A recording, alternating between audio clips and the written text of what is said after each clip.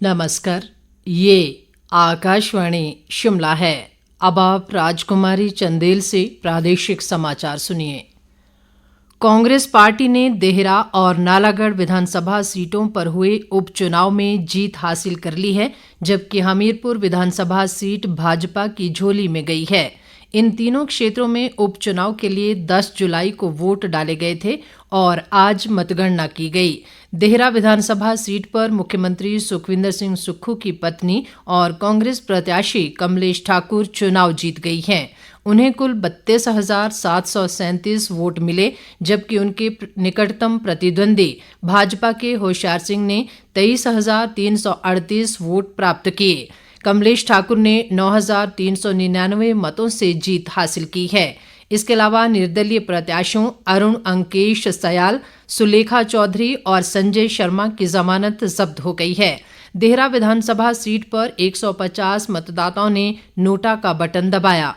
कांग्रेस की कमलेश ठाकुर को लगभग 58% और भाजपा के होशियार सिंह को 41.3% मत पड़े हैं। देहरा में कांग्रेस पार्टी को 25 साल बाद जीत हासिल हुई है।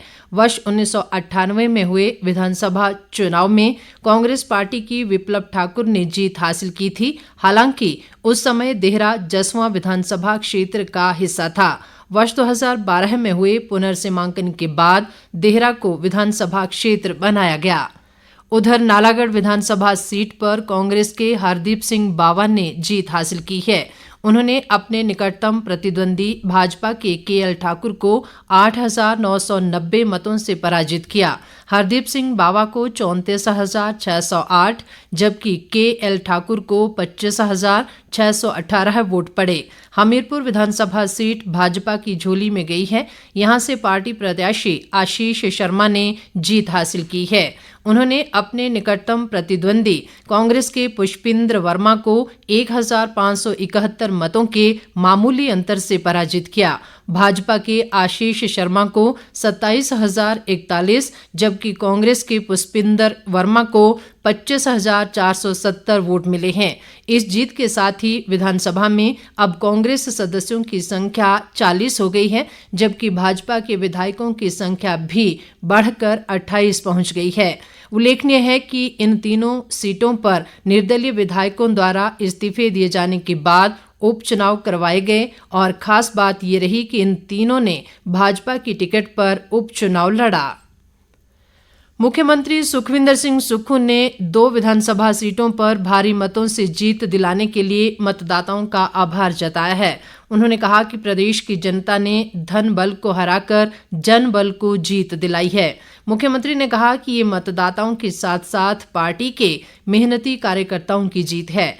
उन्होंने कहा कि जिस समय प्रदेश में कांग्रेस की सरकार बनी थी, उस समय पार्टी के विधायकों की संख्या 40 थी और फरवरी में भाजपा ने षड्यंत्र रचकर चुनी हुई सरकार को गिराने का असफल प्रयास किया था। मुख्यमंत्री ने कहा कि आज की जीत के साथ ही अब फिर से हमारे विधायकों की संख्या 40 हो गई है। उन्होंने कहा कि इस जनादेश से स्पष्ट हो गया है कि प्रदेश की जनता ने खरीद फरोख्त की राजनीति को नकारा है और लोग राज्य सरकार की नीतियों से खुश हैं। सुखविंदर सिंह सुक्खू ने कहा कि कांग्रेस पार्टी की जीत से ये तय हो गया है कि अगले 50 साल तक राज्य में कोई भी मजबूत सरकार को गिराने का प्रयास नहीं करेगा। प्रदेश कांग्रेस अध्यक्ष प्रतिभा सिंह ने भी इस जीत के लिए मतदाताओं का आभार जताया है। शिमला में पत्रकारों से बातचीत में उन्होंने कहा कि पूरे देश में जहां जहां उपचुनाव हुए हैं, वहां इंडिया गठबंधन की जीत हुई है। प्रतिभा सिंह ने कहा कि प्रदेश में 2 सीटों पर कांग्रेस को मिली जीत से साबित हो गया है कि राज्य सरकार द्वारा किए गए कार्यों से प्रदेश की जनता खुश है। उन्होंने दावा किया कि कांग्रेस ने लोगों के साथ जो वायदे किए थे, उन्हें पूरा किया जा रहा है। इस बीच लोक निर्माण मंत्री विक्रमादित्य सिंह ने कहा कि कांग्रेस पार्टी ने उपचुनावों में ऐतिहासिक जीत हासिल की है। उन्होंने भाजपा को इस हार से सबक लेते हुए सकारात्मक विपक्ष की भूमिका निभाने की सलाह दी है। विक्रमादित्य सिंह ने कहा कि प्रदेश के इतिहास में पहली बार ऐसा हुआ है कि पति मुख्यमंत्री हैं और उनकी धर्मपत्नी विधायक होंगी।